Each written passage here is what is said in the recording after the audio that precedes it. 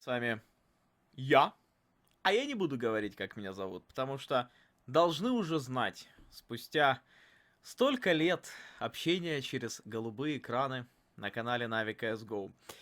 Итак, влог, как всегда, оперативный отчасти. Не совсем, правда, но спустя какое-то время. Скажем так, много просто информации скопилось буквально за один день. И хотел бы я озвучить эту информацию и поделиться своими мыслями.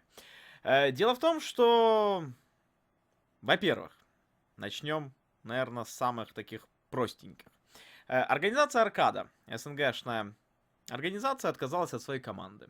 Это помните, где играл Simple, где сейчас играет Киберфокус, где сейчас играет Фикс, Спас, Спайкер и Арч. Так вот, ребята остаются без аркады, но при этом вступают в какой-то новый клан или новую команду. Их попросту продали, причем этой новостью, скажем так, как-то вот в просторах разных соцсетей хвастаются. Мол, так большими буквами у меня в ленте было написано «Мы продали команду, ура!» То есть настолько были довольны владельцы аркады, мол, им заплатили, что ли, какие-то, не знаю, сумасшедшие деньги. Причем они еще и сказали, что с игроками поделились, 15% от продажи отдали, но не огласили, правда, вот о каких суммах речь. Но я могу предположить, что, наверное, не более, ну, 5 максимум, наверное, 10 тысяч долларов. Э, Мне кажется, что это максимальная какая-то сумма, которая может быть выплачена на этом уровне. Но это, опять же, мое субъективное мнение, мои какие-то догадки. Я пытался, кстати, уточнить эту информацию, но не поделились люди.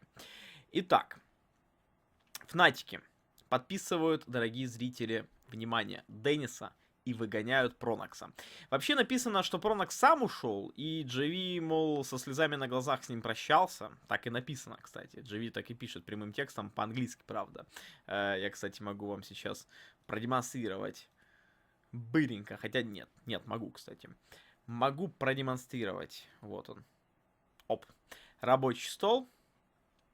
Вот заявление на английском языке. Дживи со слезами на глазах прощается с Пронаксом. Пронакс со слезами прощается с Дживи. Мы прошли много вместе. Мы выиграли 3 мейджора. Но в 2016 году мы хотим попробовать что-то новенькое. И в итоге поддержите нас. Флуша теперь станет капитаном. И мы берем Денниса. А Деннис, мол, пишет: я крутой чувак. Я покидаю команду G2. Но я всегда мечтал играть за команду Fnatic. Потому что это просто невероятные ребята. Ну, Денниса можно понять. Вообще, мечта любого шведского геймера, да и мирового, наверное, геймера, это попасть в команду Fnatic. Это очевидно, поступило предложение, он, не думая, пошел. Хотя команда G2, согласитесь, играет очень круто в последнее время, и у них тоже, в принципе, неплохие результаты. Кстати, Деннис ушел, а G2 взяли в свою команду, буквально сегодня я об этом где-то тоже читал, Эйзи, кстати. Мне кажется, что G2 ничего не потеряли, потому что Эйзи великолепный игрок, ну, как не потеряли? Не потеряли в плане индивидуального скилла. То есть скиллового Денниса поменяли, наверное, даже на более скиллового Эйзи. Более перспективного, потому что Эйзи молодой игрок. Играет очень круто. Поэтому мне кажется, что потенциал его выше, чем у Денниса. Потому что Деннис еще играл в мое время, чтобы вы понимали, в Counter-Strike 1.6. И раскрыл свой талант только сейчас, да, в CSGO уже играя. Поэтому я думаю, что Эйзи в этом плане сильнее. Но с Деннисом они сыгрались. Деннис может быть крутой чувак, с ним приятно общаться, и он, скажем так, может быть, склеивал, к примеру, команду G2. Неизвестно, как Эйзи впишется, не впишется, потому что все-таки КС командная игра, и неважно, насколько ты там круто хедшотишь отчасти, если ты, ну, просто не найдешь общий язык, извините, например, со своими новыми тиммейтами. Поэтому мне лично очень жаль. Очень жаль. Я действительно со слезами на глазах прощаюсь с Пронаксом. Это, ну, во-первых, для меня это эпоха 1.6. Это капитан команды Fnatic чемпионского состава, когда мы прощались с игрой 1.6. Fnatic были на первом месте, Нави были на втором месте. Если кто помнит еще то время, Fnatic играли очень круто. Мы их почти обыгрывали, почти были где-то рядом, но они вот в последний год очень, очень круто играли. Ну и в итоге Пронакс, не знаю, правда, куда уходит. Мне кажется, что он не забивает. Я думаю, что забивать сейчас на CSGO, но это не то время. Мне кажется, что 2016 год это вообще будет пик для этой игры. То есть игра набрала сумасшедшие обороты. Нас ждет, скорее всего, International по CSGO. Слава, деньги, наркотики и так далее. Поэтому сейчас забивать на игру нет смысла, тем более с таким опытом. Тем более хочу кому-то напомнить, что Pronax пришел в команду Fnatic за 2 месяца до первого мейджора, DreamHack зима 2013, и сделал из этих парней чемпионов. Тогда еще был Devil Walk в составе, и Шнейдер был тогда в составе.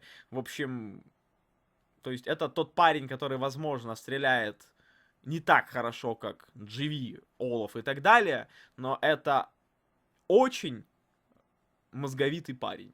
Человек, обладающий интеллектом, человек, который умеет читать соперника. Поэтому жалко, что команда Fnatic с ним прощается, но они делают ставку на индивидуальную игру.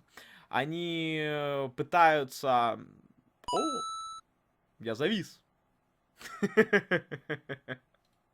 Переключимся обратно сюда.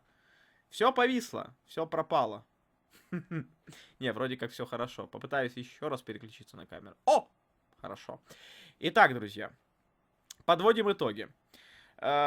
Кстати, завтра еще Гетрайт выступит с каким-то заявлением, но об этом я ничего не знаю. Мне кажется, что команда НИП сейчас испытывает трудности, и НИПы поменяют состав. Гетрайт, я не думаю, что будет забивать на CSGO, потому что, ну, забивать сейчас на контру бессмысленно. То есть даже если бы сейчас, ну, например, помните, я бросил, да, играть профессионально. Если бы сейчас на дворе был 2015 год, и мне предложили стать комментатором, вот сейчас, то я бы продолжил, наверное, играть. Если бы я был, скажем так, в Нави.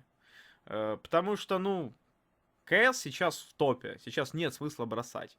И как-то уходить в другое направление. Поэтому я думаю, Гетрайт останется. Но вот с НИПами нас ждут какие-нибудь интересные вещи. С вами был Арсений Сеня Треноженко. Ставьте пальцы вверх. До новых встреч.